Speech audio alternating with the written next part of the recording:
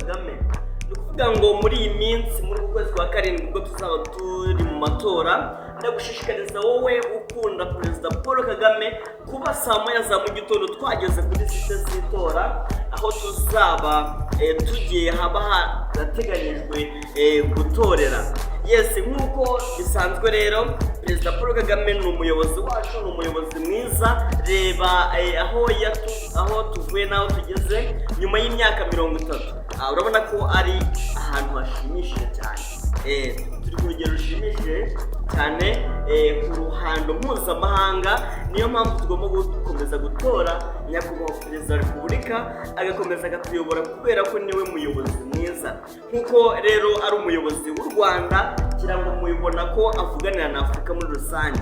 Ni ukuvuga ngo rero niwe muyobozi tugomba gutora, kuko ni umuyobozi mwiza muri rusange, azatugeza kuri byinshi dufatanyije.